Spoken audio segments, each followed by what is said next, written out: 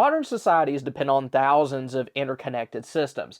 Financial networks process payment, shipping routes move goods around the world, and then satellites coordinate navigation and communications. The problem with all that is that those systems are very fragile. They rely on stability, predictable trade, and functioning infrastructure. And when a large scale war begins, those systems break down pretty fast. So today, we're going to walk through what the first 30 days of World War III could realistically look like for normal folks like us. And keep in mind that just because you see a couple of these things happening, that doesn't necessarily mean that it is upon us. But when you start to see a whole bunch of these things happening at the same time within a short time frame, then you know that those are definitely signs that you need to be aware of. During the first week of a major global conflict, most people away from the conflict area aren't going to see like bombs falling or tanks rolling through their town. What they'll notice instead are disruptions to vital systems, the first of which will probably be financial markets. When a major war breaks out, markets react almost immediately because investors hate uncertainty. For example, during the early days of the war in Ukraine back in 2022, global markets dropped sharply and oil prices spiked to over $120 per barrel within days. Something similar could happen again in a larger conflict, and that matters to us because when energy markets spike, then everything else does too. Diesel and gasoline prices climb, airlines raise ticket prices, and trucking costs go up. And since most food in the United States travels hundreds or even thousands of miles before it reaches the grocery store, higher fuel costs will trickle down to food prices. Then at the same time, governments and financial institutions could tighten controls on the banking system. If cyber attacks or sanctions are involved, banks may temporarily restrict certain transactions while they stabilize their network. We've already seen small-scale examples of this. Like here recently, BlackRock has blocked withdrawals after investors tried to pull $1.2 billion. Then we've seen other disruptions here in the United States in the past as well. In 2024, when a major outage hit a large U.S. telecommunications network, millions of people suddenly couldn't process certain transactions, like gas stations, retail stores, and ATMs in some areas were all affected. Now imagine something like that happening during a global conflict where multiple cyber attacks are actively targeting infrastructure. That could cause electronic payments to slow down or temporarily fail, and credit card systems may go offline, and also ATMs could run out of cash faster than banks could replenish it. That's why one of the easiest things that we should all do is just having some physical cash on hand, especially in smaller bills. Of course, that isn't going to be a long-term solution, but it is a useful short-term buffer just in case electronic payment systems start have problems. Then another system that'll start showing stress almost immediately is fuel distribution. One very good thing that we have going for us here in the United States is that we produce a lot of our own oil, and most of what we don't comes from our next door neighbors, Canada and Mexico.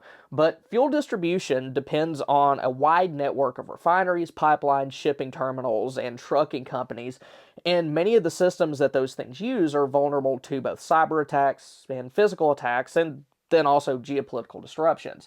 A good example of this happened in 2021 when the Colonial Pipeline was hit by a ransomware attack. That single event shut down a pipeline responsible for roughly 45% of fuel supply on the East Coast, so within days, gas stations across several states started running dry as people rushed out to fill up their tanks.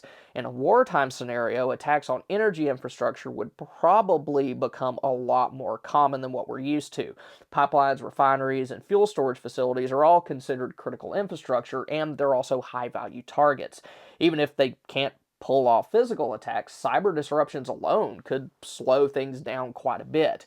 That could be enough to create shortages in certain areas, even if fuel exists somewhere in the system. Then, beyond that, global shipping will start feeling the pressure as well. Most people assume that if something is manufactured somewhere else, like overseas, that it'll just keep showing up at stores like normal. But global shipping is extremely sensitive to risk. For example, during periods of heightened tension in the Persian Gulf, maritime insurers have dramatically increased premiums for ships traveling through the region.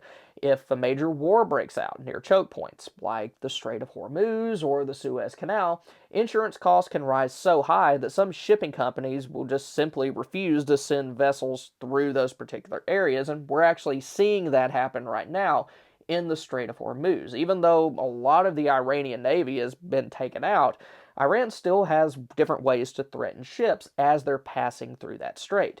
That's a big reason why we're seeing higher gas prices right now. They're like 90 cents higher in some places than they were this time last month. Then one more system that can start experiencing problems early on in a conflict is communications infrastructure.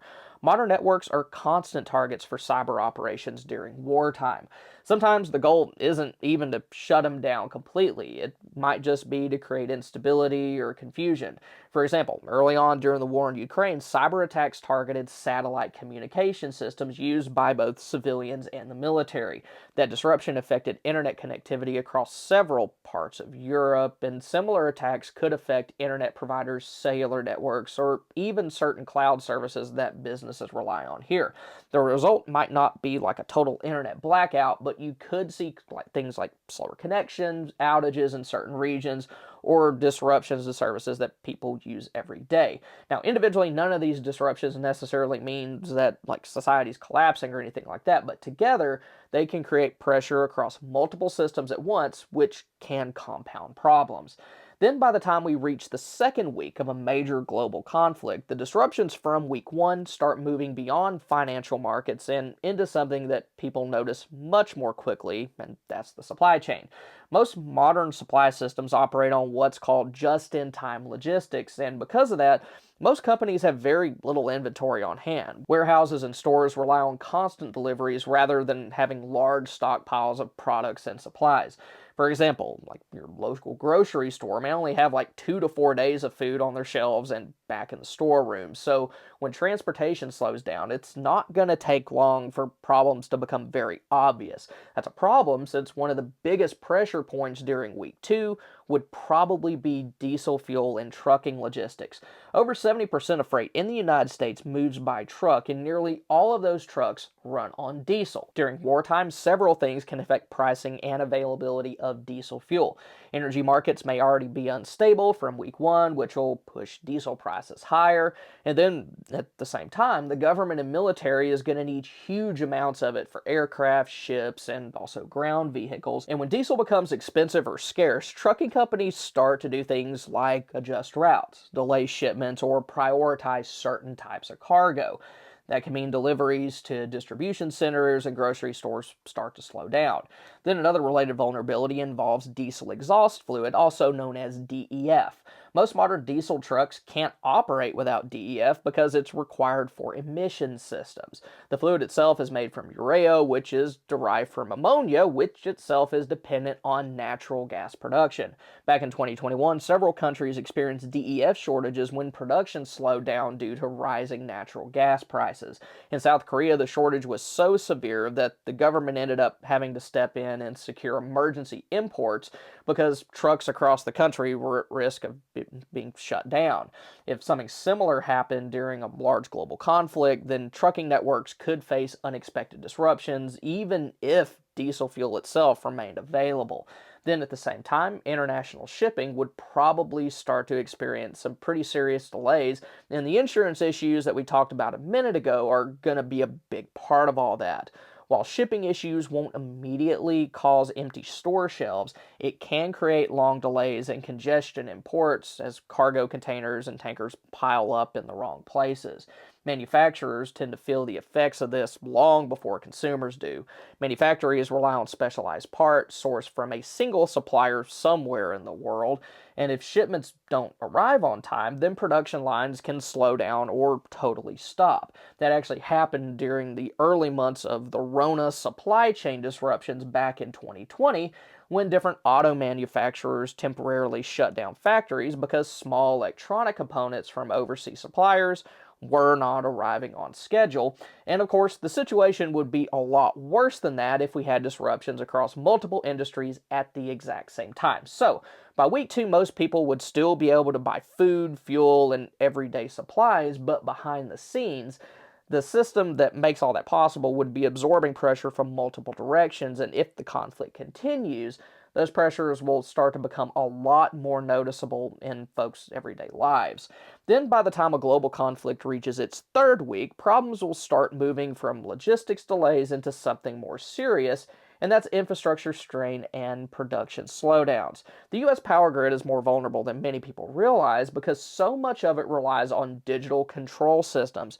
Many power plants, substations, and grid operators depend on something called SCADA systems, and those are industrial computer networks that manage equipment remotely. And those systems are a common target of cyber warfare. Back in 2015 and again in 2016, cyber attacks attributed to Russian actors successfully disrupted portions of Ukraine's power grid, temporarily cutting electricity to hundreds of thousands of people. Now, operators did eventually restore power, but those attacks showed that digital infrastructure controlling electrical systems can be vulnerable during wartime. In a larger conflict, cyber operations targeting infrastructure would probably increase dramatically. So even if attackers don't permanently damage equipment, forcing operators to shut down systems temporarily while they investigate what's going on can lead to things like localized power disruptions or rolling outages. Then another pressure point during week 3 will be manufacturing slowdowns. Many factories, even though they do have some of the materials that they need on hand, still operate with extremely precise supply chains. A single missing component can halt production, like during 2020, a shortage of semiconductor chips for several automakers, including like Ford and General Motors, to temporarily shut down assembly lines. In a wartime scenario, similar disruptions could happen across multiple industries at the same time, and semiconductors are a particularly sensitive example. A large portion of the world's advanced chips are produced in Taiwan, so if geopolitical tensions in the Pacific disrupt manufacturing or shipping over there, then electronics production worldwide could slow down dramatically. But it's not just high-tech components that can cause problems. Industrial chemicals and specialty materials are another vulnerability. Water treatment plants, for example, depend on chlorine and other chemicals to treat water supplies, and a lot of that chlorine is produced in centralized facilities and transported by rail or tanker truck. Back in 2021, a fire at a Louisiana chemical plant disrupted chlorine production. Even though it was because of an industrial accident and not war, it still demonstrated how dependent infrastructure can be on a small number of facilities. If transportation networks remain strained during a conflict, shipments of those chemicals can become delayed, forcing utilities to adjust operations or have to prioritize certain areas. Then communication systems may also start to show more signs of strain. During the early stages of the Russia-Ukraine war, cyber attacks targeted satellite networks used for internet connectivity. That disruption affected not only Ukrainian users, but also thousands of customers across parts of Europe because those same satellites supported broadband services in multiple countries. Modern telecommunication networks are deeply interconnected, and disruptions in one part of the system can ripple outward to others. For most people, this might look like slower internet speeds, intermittent outages, or problems accessing certain online services. None of these issues individually mean that the system has collapsed, but by week 3, the cumulative effects of disrupted logistics, cyber operations, and unstable energy markets begin placing a real strain on the infrastructure that supports daily life. And if the conflict continues beyond this point, then those pressures can start to cause noticeable economic stress and social instability. Then by the time that we reach week 4 of a major global conflict, the problems that we talked about earlier will become a lot more obvious to the average person. The financial shocks, supply chain delays, and infrastructure strain from the first 3 weeks will start to devolve into severe economic pressure and social stress. And at this point, one of the most noticeable effects is often rapid price increases. Energy markets tend to remain volatile during wartime, which will cause transportation costs to continue to rise. When fuel prices stay high for several weeks, companies will have to adjust prices across the board. Grocery distributors raise their rates, freight companies increase shipping charges, and retailers are going to pass those costs on to us, the consumers. We've seen smaller versions of this before, like in 2022, global wheat prices surged because both Russia and Ukraine are major grain exporters. Countries across North Africa and the Middle East experience very sharp increases in food prices within weeks as supply uncertainty spread through the commodity markets. A global war would cause that across multiple commodities at once: energy, fertilizer, metal, and also agricultural products. Another pressure point during this stage would be government intervention in markets. During major crises, governments sometimes take steps to stabilize supply chains or protect domestic resources. That can include export restrictions, rationing policies, or emergency production orders. Like back in 2020, several countries restricted exports of medical supplies like masks and ventilators in order to secure those for their own populations. While those measures were intended to protect domestic supply, they also disrupted global distribution networks and contributed to shortages elsewhere. Then there could also be rationing or purchase limits. We saw a glimpse of that here in the US during the early days of Rona, when a lot of folks were going out and panic buying different things. Grocery stores placed limits on stuff like toilet paper, cleaning supplies, and canned goods simply because distributors couldn't replenish shelves quickly enough to keep up with increased demand. And all that wasn't even caused by war. It was mostly driven by fear and temporary supply disruptions. But it did demonstrate how quickly purchasing restrictions can appear when supply chains become strained. Another factor that can emerge around this stage is travel disruption. Air travel becomes more complicated during wartime because airlines rely heavily on things like global routing systems and international airspace permissions. Like right now, there's all sorts of problems with air travel in and around the Middle East. Those issues can cascade across the aviation system, reducing flight availability and raising ticket prices. Meanwhile, all those factors can eventually start to affect public behavior. When people start noticing higher prices, shortages of certain products, and constant news about war, anxiety is just naturally going to build. In addition to panic buying, we could also see widespread protest and increases in crime as people lose their jobs or just aren't able to afford the new higher prices of essential items. So by week 4, the world hasn't totally descended into chaos. Most systems are still functioning, but they're doing so under significant strain. As the situation continues, that strain is only going to get worse. But y'all keep in mind that every situation is different, and if and when World War III does fully break out, it may not follow this exact timeline. So instead of trying to predict when certain things are going to happen, we'll all be a lot better off if we focus on our core areas of preparedness. And if you want to see what those 10 most important areas of preparedness are, then be sure to check out this video. Or if you want to see the items that we should prioritize picking up this month based on all the mess that's going on right now, then click here. Thank y'all for stopping by. Y'all have a good one.